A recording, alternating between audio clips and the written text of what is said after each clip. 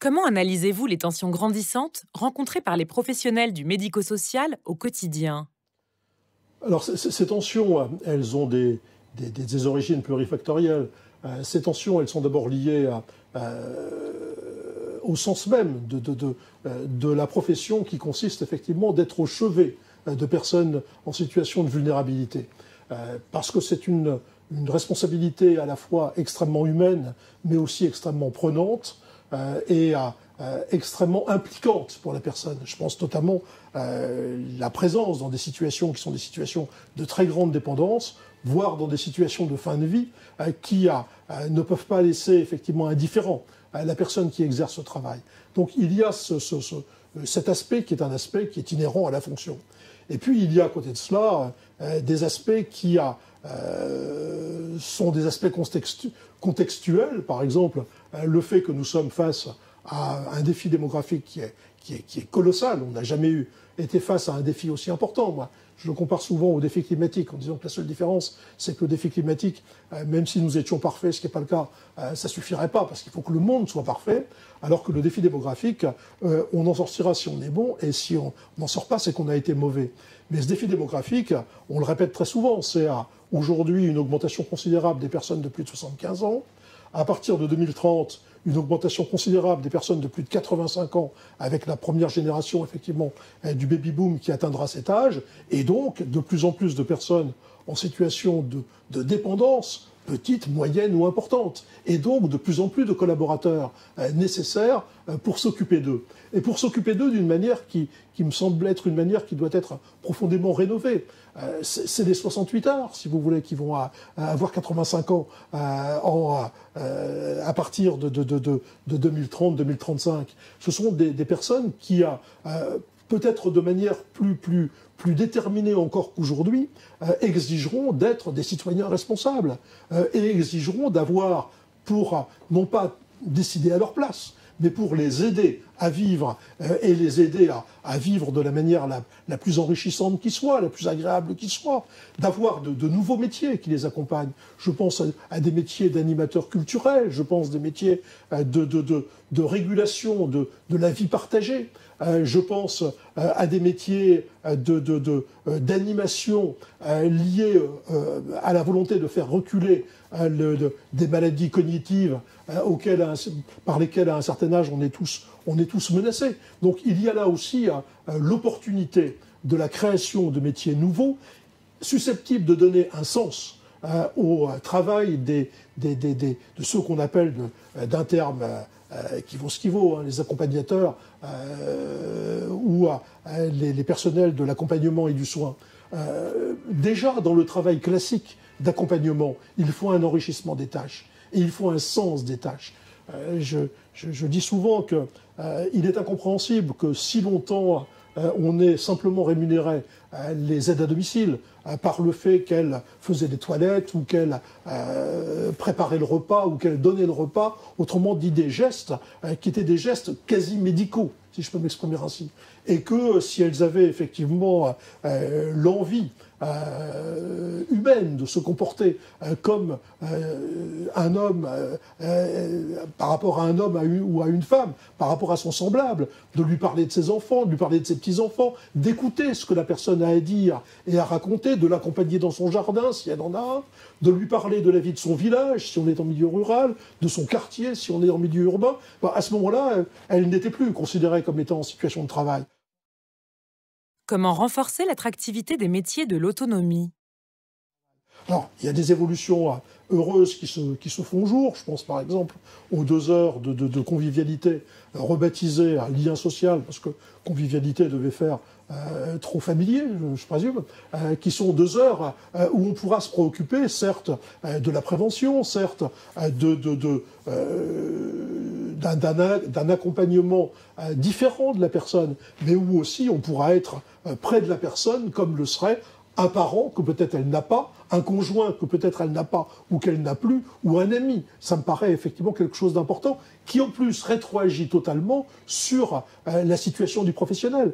L'aide à domicile qui aujourd'hui travaille 2 heures le matin, 2 heures l'après-midi, qui est payée au lance-pierre et à des tarifs qui sont des tarifs qui ne sont absolument pas concordants avec l'importance et la noblesse de ce travail, au moins on pourra par ce biais s'approcher d'un temps complet et faire en sorte que les emplois du temps de ces personnes cessent d'être des emplois du temps qui soient totalement assurés. Il y a des départements qui sont des départements modèles, ils ne sont pas nombreux, mais il y en a quelques-uns, qui ont décidé, par exemple, de donner également, de mettre à la disposition des services d'aide à domicile des flottes de véhicules, qui généralement sont des véhicules électriques, qui sont des véhicules que la personne, l'aide à domicile, peut utiliser, non seulement pour aller voir ses patients, mais pour conduire ses enfants à l'école, mais pour aller faire ses courses, et qui sont également des éléments d'attractivité, alors qu'on sait très bien que ces personnels, ils sont sur leurs véhicules, qui généralement sont des véhicules d'un certain âge, qui tombent souvent en panne, ce qui pose le problème du remplacement de la personne. Voilà des éléments qui viennent de l'imagination d'un certain nombre de collègues. Bien sûr, ça ne remplacera jamais l'importance du salaire. Des efforts ont été réalisés, mais ils sont insuffisants, même si, par l'intermédiaire du Ségur, des accords Laforcade, de l'avenant 43 à la convention collective, des aides à domicile, on a réalisé des progrès, mais ces progrès montrent le chemin. Mais ce n'est certainement pas l'aboutissement par rapport à l'importance du travail et par rapport à la nécessité d'un recrutement intensif. Si on voulait faire un recrutement important pour le secteur de l'accompagnement, qui mieux que les départements au niveau de ces accords, son travail de tous les jours avec Pôle emploi, qui mieux que la région, par sa compétence en termes de formation.